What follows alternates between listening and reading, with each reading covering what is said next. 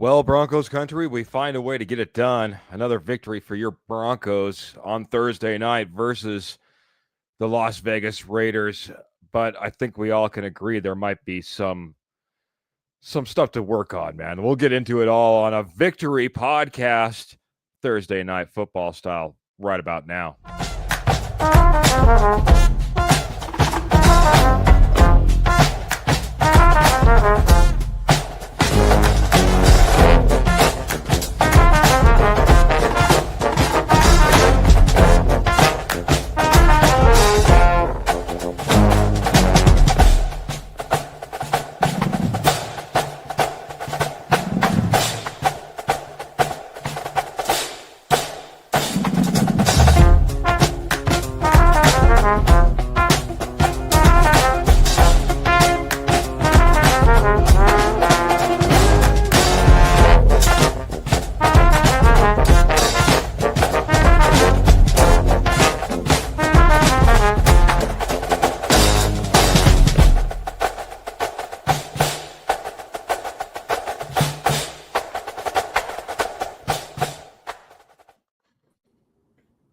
Well, welcome in Broncos country to another episode of the Denver Bronco Roundup podcast. My name is Keith Brugman. I'm going to be joined by two other horsemen, good friends, Trevor, the Rocket Man Salzman, and Jody, the Judge Moncrief, on a victory podcast on a Thursday night. But I think we can all agree, man, doesn't feel very victorious. I'm not really sure how to really put it, man. I know my good friend Jody, he was a little upset in the side chat in the background. I guess, Jody, the one thing I was thinking of before we went live, and I'll go to you first, my friend, it's good to get victories while you're trying to still figure things out. It's good to continue to win and lead the AFC West as you're still trying to figure things out. That's one thing I will say about tonight's victory versus the Raiders. How you doing tonight, buddy? Nah, I'm doing all right. Excited that we have the best defense in football. I don't want to hear Houston or Philly or any other team because those teams at least have competent offenses, and Denver does not. Denver has a quarterback problem right now, and it's pretty apparent. Bo has playing with no confidence.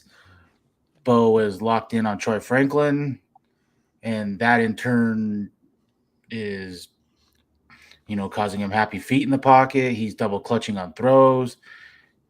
And when wide receivers get the ball thrown to them, they are not making any sort of tough catches. I mean, the pass to Franklin, yes, it wasn't on time or anything, but it hit him right in the chest and he dropped it, popped it up for that interception. It's 50-50. I mean, he's got to make that catch, but Bo, why are you double clutching? Why are you trying to run up in the pocket? If he just sets his feet, Evan Ingram runs a slant pattern right over the middle, and he's wide open. He's going to the house. The interception that he throws down to Franklin again, locked in on him. I mean, he overthrew him by 5 yards. I don't know why. I don't know why he's regressed so much. Some of this is on Sean Payton. He is trying to make him into Drew Brees, and that's obvious, keeping him square in the pocket and some things. But Bo has played 61 college games, and this is his 27th pro start. He well should know how to stand in the pocket and maneuver in the pocket, make a throw. He's lost all his confidence. He's not trusting throws. Whereas Cortland, I mean, no one else is going to get the ball when you lock in on Troy Franklin. So I don't know what else to say other than enjoy watching the best defense in football. And for anyone that said that we were going to take a dip not having Pat Surtain out there, they were wrong on that. Enjoy it while you can, because if Bo doesn't figure some things out, in my mind, I wonder how long does he waste this type of defense with crappy quarterback play? When does he make the move? Boy, Jody, unloaded a lot. Welcome to the show. How's it going, buddy? Get you some therapy sessions on the side, maybe a little bit, man. Oh boy, lots to unpack and unload there, man. Going over, man. I'm just frustrated because we all want the same thing, and from the way it ended last year to how it's been all year. He's regressed so much in the pocket that I don't understand why. And I don't know why he's lost all his confidence. The double clutching is where in my opinion, where you can tell that he's lost the confidence. Let her because rip. those guys are let her rip, and he's not doing it. Gonna say hello to the posse real quick, Trevor, before I get you involved here. Got our good friend Paul coming in saying, let Tillman run kickbacks, man. Yeah, doing pretty well when he gets his hand on the ball, man, and busting through some tackles. Ernie Mason, go Broncos country only. We are 8-2. Hello, Keith and friends. 8-2, says Paul Schaefer. Kenny Kirkpatrick, another horseman coming in, says defense wins championships. Keep heads up because the defense may be the best I've seen since the 2001 Ravens. Peter Johnson reliving reliving that they got the win. Relieved. So Relieved that they got the win. Yeah, really, you're killing me, Peter. Man, I'm not good at trying to fix autocorrect on the side. Relieved they got the win. So glad it's over, though. Absolutely. And our good friend Clayton coming in saying, hey, guys, smash that like and share button. Pearl's not liking this ugly game, and Martin's thinking that Bo is just trying too hard. Crawshaw, I mean, we talked about special teams. That was going to be key too. Special teams did not look good when it came to Jeremy Crawshaw. And our good friend Michael Ronquillo coming in. I'm going to double check for some stars. He says, good late evening, Keith, Trevor, and Jody, and Gobo Broncos, orange and blue hearts, mile high salute. Good to see you. Mr. Michael Ronquillo. I was sorry, scrolling through, making sure I didn't miss anybody like Anthony Rivera, who's coming in and says, I think the Broncos might win the Super Bowl. I'm hoping. So opposite side of the coin, as maybe Jody was saying, hold on tight, enjoy this defense. Trevor, welcome to the show, man. Denver Broncos victory. Most of the time I'm waiting for the Rocket Man to take off. It was Jody to start off. So, Trevor, what are you going to pop off about? What do you got for me, my friend? Well, 2 out of the 3 areas of the field, special teams and offense, were bad tonight. I mean, you don't win games like this that often. You can't sustain it. I mean, the reason why Denver was able to win this game literally was the defense stepping up and making plays. Yeah, special teams made a play there late, but still the defense being able to hold that Raiders offense in check, held back Brock Bowers in check pretty much all game. Same thing with Ashton Genty, 2 really elite caliber playmakers on that side of the ball, and have Geno Smith on his feet all night. And I think it goes credit just how special Vance Joseph is and as a coach, and how he's developed this defense and how great they can be. From an offensive standpoint, I mean, it's just like, this is what I'm talking about, guys. Like, this is exactly what I'm talking about. You want to know? You want people to wonder why I don't think this team's a Super Bowl caliber team this year. This is why. Same offense that is inconsistent week in and week out. It don't matter how deep into a season you are, and it starts up top. It starts with Sean Payton. I mean, and then it trickles on down to Bo Nix. Bo Nix was uncomfortable all night in the pocket. He could never get anything going. So don't tell me about playmakers. You need to add playmakers to this offense when you're not getting good quarterback play, and then will never matter. Sean Payton, can we start running the ball more consistently with J.K. Dobbins? And I mean, it's not just like running the ball consistently. It's just like, why do you got to fall in love with Bo Nix throwing the ball time and time again? And he's not comfortable in the pocket. I don't understand. Why don't you try to put more emphasis maybe on the run game? Try to help Bo get a little more comfortable with this offense throughout the game. Instead, you keep putting the ball in his hand, and 2 interceptions later, I mean, this is the result where you're getting. You're lucky you got out of this game with the victory, and you're lucky that your defense bailed you out tonight. That's exactly what this game was. The Broncos defense bailed them out tonight. I'll hit Michael Ronquillo real quick, man. He dropped 100 stars earlier. He's coming back in with a comment. He says, I'm tired of people blaming Bo Nix because the Broncos players need to catch, and penalties are still a problem. I'll say this, man. He's not getting help in that regard. I'll go back to what you were saying, Trevor, first and foremost. If we don't get the running game going, if we don't get into something better than 2nd and 8, 3rd and 7 type of situations, because we haven't ran the ball, because we've been trying to pass the ball and have been limited in the success there, then all of a sudden, yeah, you're behind the sticks, which we saw the Broncos be once again against the Las Vegas Raiders. We didn't get the run game going. And then all of a sudden, guess what? Everyone's queued up on this passing game. The wide receivers can help out at times by catching. The penalties have been bad. Though it wasn't offensively, it wasn't as bad. Few offensive pass interference, but outside of that, it wasn't like we were seeing false starts and the like all the way across the board. So, you know, I not to go against what you're saying here, Ronk, but I think it's all parts, man. Bo Nix needs to figure out how to get settled. What I'm looking forward to is this. We're 8-2 heading into a bye week, gentlemen. Let's go ahead and let's figure a few things out, man. This is Mini the time. bye. Mini bye, but a mini bye nonetheless, man. It's a little bit of a bye week. It's a little bit of a way to maybe get yourself prepared for the next opponent, which is what we'll need to do, Jody. The mini bye and a big opponent coming up, but I think we do have the opportunity now to focus on that big next opponent and hopefully get things kind of sorted out. This is our first real break we've had since this season has started. To get things figured out, Bo Nix has got to dig deep and find the confidence that he's lost, because all the double clutching, in my opinion, is proof that he's lost confidence and is not trusting things. But is he losing confidence in himself, or is he losing confidence in the play calling that Sean Payton is putting out there?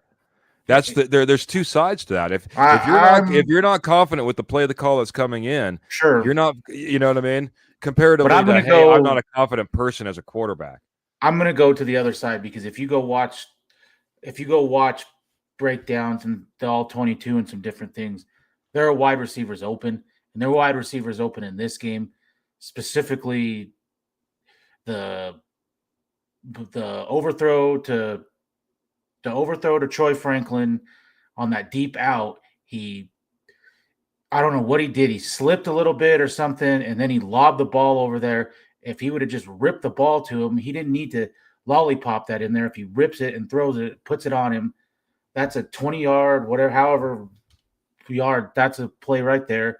And the interception off of Troy Franklin's chest. Evan Ingram on a slant. When they showed the back view, he does a slant, and he is wide open in the middle, and Bo doesn't see him. He double clutches and then throws it. It's a little behind Franklin, but Franklin needs to catch that. So I think yes, you can look at the BS 3rd and 1 trying to trick him with Cortland Sutton. That's a stupid play call. That's a moronic play call. Everyone knows that. Sean Payton will tell you that. But Sean Payton is having to adjust his play calls because of the way his quarterback is playing, in my opinion. He's trying to get him going, but he is trying to do certain things he's got to scheme guys wide open, because Bo is not ripping the ball into any sort of tight coverage right now. And so I don't think it's a Sean Payton. It's not a play calling thing, because guys are getting open. It's a quarterback has lost confidence. Quarterback doesn't have, for whatever reason, trust in the pocket. He doesn't have trust in his feet. He's not hanging there long enough. And it's obvious with all the double clutching. He did it on Evan Ingram on the seam route in the end zone. And him and Sean Payton spoke about it, right? Yeah, same play. Him and Sean Payton got into it kind of on the sidelines over it, because he double clutched on it, and Ingram was open if he'd have just thrown it to him. Peter Johnson's coming in agreeing. He says Bo is so late sometimes getting the passes out. At times, he doesn't even throw it to wide open guys, and that is what leads to sacks and getting flushed out of the pocket. I'm going to go back over to you, man. It feels weird coming in here on a few times we've done this now, coming in on a victory podcast. Our Denver Broncos 8-2, and we're beating them up left, right, and otherwise. Trevor, maybe because we've kind of talked obviously about the struggles on the offensive side of things. Maybe we should flip over to this defense, what Kenny Kirkpatrick was saying, how good this defense is and what they were able to do against even a woeful team like the Las Vegas Raiders, who came to play, man. They came to play big time. Yeah, absolutely. Well, and this defense being able to get pressure on the quarterback the way they do is really amazing. I mean, they are top, one of the top teams in the NFL and getting pressures on quarterbacks. So, that's not surprising at all. They had 6 sacks tonight total. I mean, they were in Geno Smith's face all night long, like I said earlier, and really they stopped Ashton Genty. He had one big run that got called back. I know that, but for the most part, they stopped Ashton Genty as well. And that's a Raiders team if they can figure out their quarterback situation, because clearly Geno Smith played worse than Bo Nix did tonight. That clearly he's not the guy long term there. If they can figure out that quarterback position, that team's going to be a dangerous team for a long time as well with the playmakers they got. But give credit to Vance Joseph in this defense. I mean, we talk about Sean Payton and Bo Nix, they get a lot of flack. VJ, he deserves a lot of praise. I mean, he really does. Like, I don't know if this defense continues to play like this. I don't know how he does not get a head coaching job this offseason. I really don't. The way that he's got these players playing on defense, and the talent that he's been able to really develop. I mean, Nick Benito. I mean, give you one example. That's one of those guys. And so, even Jahade Barron, I know at times, he got he was beat on coverage from Brock Bowers tonight one time, but Jahade Barron, we're seeing more of him too with PS2 being out there or being out. Jahade Barron's a guy that's also going to get developed, I think, very well long term, and he's made some plays too. So I think this gives credit to VJ and what he's done with this defense and maximizing his talent, putting these players in position to win and to be successful, and playing off big time. Again, if this defense continues to play like this, I don't see how Vance Joseph's not, the very least, a serious head coaching candidate this offseason. I'm going to go around to the posse one more time. Michael Ronquillo, 6 sacks against the Las Vegas Raiders. Mr. Graham, who has been active in the comments, but I think this is the first time I brought him up on the screen. He says they need to keep Pickett out there. Geno was really struggling after he got hurt. And, yeah, they were coming after him. Our good friend Outlaw Bill coming in here. It's been a while, Outlaw. This game was ugly. And even Karen's coming in. I saw Karen coming in saying, good evening, all. Broncos games are boring to watch, but defensive games are like that. Why aren't they throwing more to Sutton more? And they need to get their IR guys back. For me, I'll tend to agree with what Kenny's saying and what he was mentioning just a little bit ago. You're winning while you're not at your best. You're 8-2 and leading the division when you're not at your best. And we even watched a video with Aqib Talib talking about it. If Bo can get this figured out, boy, watch out, look out. I mean, I don't think it's that far off. I really don't. I don't think it's that far off. I mean, he has the talent, he has the capabilities. It's just about somehow slowing down those reads a little bit more for him, I think. I think that's or I don't know. Maybe it's a progression thing as well that he needs to get better at. But it just doesn't seem like it's that far off. And at 8-2, I don't want to get too frustrated with this team. If it does start clicking, man, look out. We could catch fire. We've already seen like one of the best games ever. Some high points scored by this Denver Broncos offense. It's there. Don't get too discouraged, I guess is what I'm getting after, man. Well, and that's the thing I want to mention really quickly too, Jody, before you go, is like, yeah, it's great that this team's 8-2, but your expectations higher than it was last year. You're not just looking to make the playoffs. You're looking to win playoff games. And I know this is a Raiders opponent, but you should be beating up on this team more than what you did tonight. I mean, you just kind of played down to your opponent tonight, I feel like the Broncos did, especially on the offense side of the ball. It's just, I guess for me, the frustration comes in. It's like, it's just this offense has been so inconsistent. I don't want it to catch up to them when it comes playoff time. And I know we're a ways away from that. I get that, but you got to expect more expectations. I guess that's why I think me and Jody are harder on this offense right now, is because we expect more from this offense. The expectations they're growing and they're higher, which is in a very good way from last season. It's not just about making playoffs. It's about winning playoff games and eventually winning that Super Bowl. again, this year, we also got to think about this is Bo Nix's second year. He's going to have those games where there's sophomore slumps, and he really had that this year. He's been up and down a lot of times this season. I also think Sean Payton's been up and down this season. So once they find that consistency, I think they'll be okay. This offense, I think, has been a little more consistent this year than last season, which is a very good thing going forward. Hopefully they can find the rhythm, and we can see this team move the football a little bit more, because you can't have games going forward, especially against the Chiefs, where your defense continues to bail you out. Mr. Kurt Valente, he's not having it, guys. He says, guys, please stop. Seriously, this is bad. That is bad. Last year, you guys said week after week, KC just finds a way to win. We are 8-2, best record in the AFC. Please stop. It's getting embarrassing. 8-2, no difference if you were 3-2 or 48. No, just stop. See everybody in 10 days. Kurt Valente, take the win. The AFC. You have the best record in the NFL right now, so for what that's worth. So what that's worth, and I think that's what he's getting at, man. That's the uncontentness that we maybe have about an 8-2 team leading the NFL. And I want to say why I'm frustrated is it's the way Bo finished last year, why it's regressed so much to me. And and I'm frustrated with the people that say you've got to change to a new play caller. First off, who are you changing to? Number one, the people that you're going to like, number one. And number two, if you go and really watch film, guys are open. Bo, like you said, it's there. I guess my question is, why does everyone think he's lost his confidence? And what has caused that? Because to me, all the double clutching is confidence. I've seen I'll go I haven't first. seen so many double clutches. The touchdown to Troy Franklin in the Dallas game was a double clutch. He had multiple double clutches this game, last game. Why? That's what I'd like to know. I'll go back. I think it could be a more simple offense. We talked about at the very beginning of the season how plays were late getting out. We've seen that, get better, especially with these home games. But a simplified offense.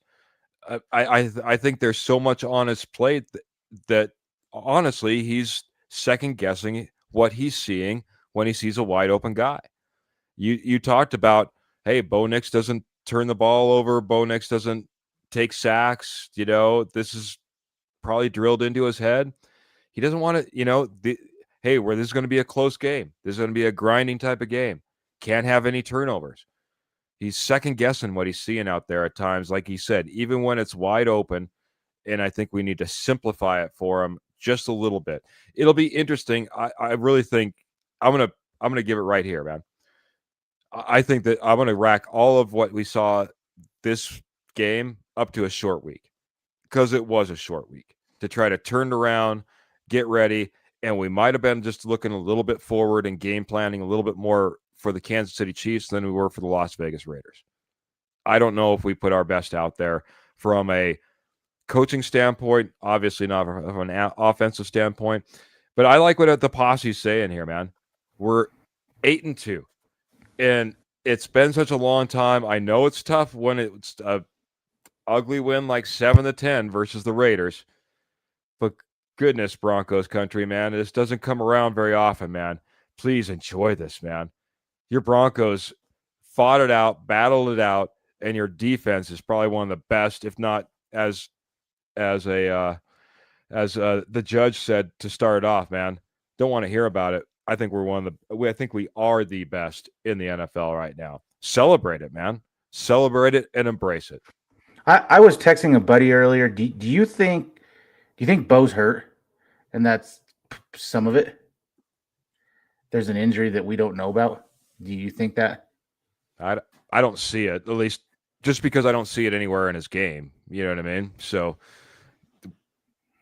I mean, I've seen him throw deep balls. I've seen him maneuver, run, everything like that. So I guess I don't see any hints of it. But no, I just asked because something like something has just made him lose all sorts of confidence. Well, and here's the thing Trevor. too. Opposing defenses are going to adjust to Bo Nix. Opposing defenses have a full season on Bo Nix of film that they know how to game plan against him, and so I think Bo right now is looking. He's having to learn how to adjust to that too, and on top of Sean Payton needs to stop getting play calls in so late. Maybe he does need to simplify things for Bo a little bit more. This is only Bo's second season. This isn't Drew Brees we're talking about right now. This is Bo Nix we're talking about. Adjust to your quarterback. Put him in positions to be successful. I just don't feel like he's getting put in position to be successful. Why is he throwing the ball 28 times on the field when clearly his footwork's not there? Like Jody said, I agree with him. The confidence is not there. Maybe be more reliant on the run game a little bit more so it can open up the passing game a little bit more, give Bo a little bit more momentum instead of just relying on him to drop back to pass 28 times and then hey, there you go, Bo, try to find somebody.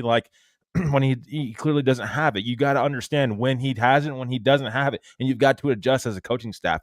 And I just think Sean Payton, I don't know if he doesn't want to swallow his pride and just accept that Bo Nix maybe isn't on his best game tonight, but I mean, you got to make adjustments. And so I think opposing defenses making adjustments to Bo Nix is, I think, a lot of the reason why he's, I want to say lost complete confidence, but where he's a little shaky right now. He's still trying to adjust and still trying to figure out opposing defenses and what they throw at him. So I think that's something that we're just going to see throughout the season. And we have seen throughout the season is the highs and highs with Bo, and the lows and lows with Bo. I think that's what's going to be this season. He's got to learn how to get through that and push through those lows. Yep. I can't agree more because when you see Bo out there and he has to let it rip, you see some of the best of him. He's not thinking, right? You know what I mean? When we see, I think, some of the best game plans that we've put together for Bo Nix, and Bo Nix is on that same page, we can see 30 plus points out of this offense pretty easily. But there are games like this. There's games like the Jets. We've had those bumps along the way, but through those bumps, the Jets, the Raiders, we take home wins. Patrick Wiltsey saying soak it in at 8-2, best in a long time.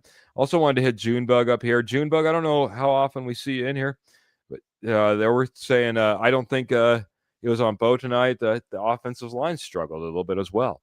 And we did have some struggles. We even had Quinn Miners go out for a little bit of a stint, and Calvin Throckmorton kind of come in his place. But, yeah, I mean, Max Crosby was not getting sacks, but he was causing a lot of disruption, as he normally does.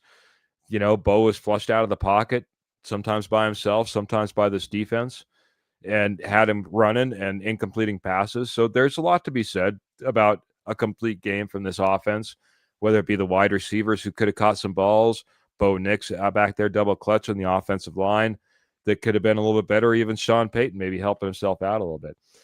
Corey Mayfield, I'm going to just jump this one in real quick because I don't think I've seen this name. I think this team is tired, and the bye week is going to be good for us. Looking forward to that. Corey, good to see you. Thanks for chiming in over here on Facebook this evening as we go reaction. Jody, I think I cut you off twice now. Go ahead, my friend. No, you're good. I guess like Kurt said, we're 8-2, and you're winning games ugly, but you're still 8-2.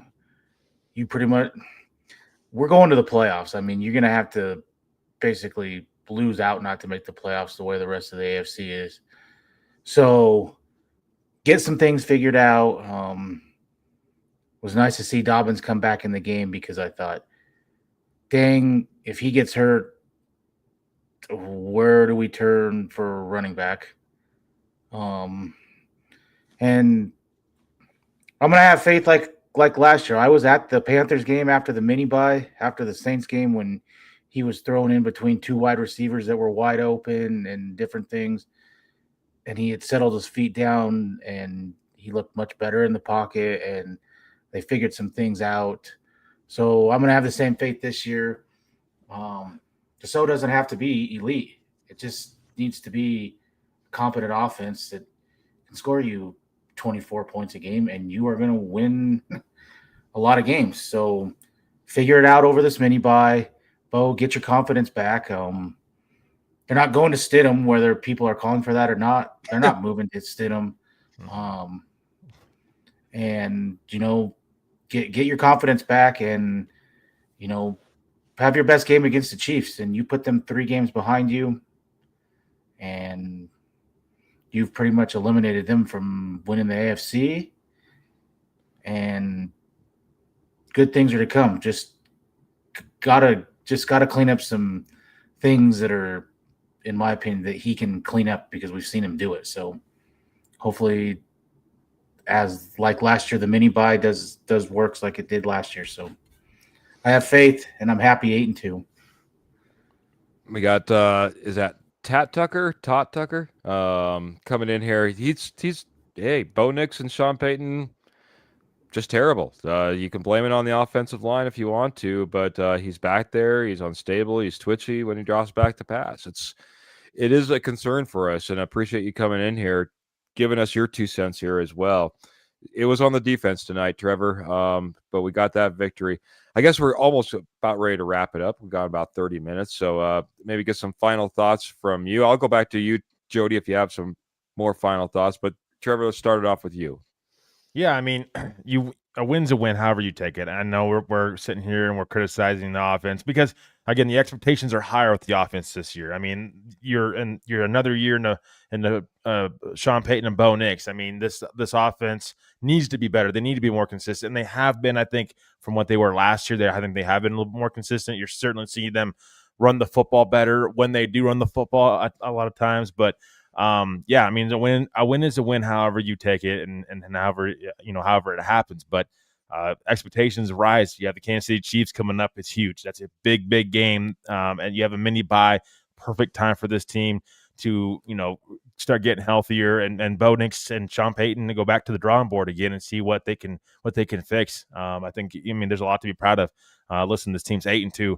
Was the last time you can say that the Denver Broncos were 8-2? It's been a long time. So, be satisfied with that. But again, the expectations continue to grow as the season gets near.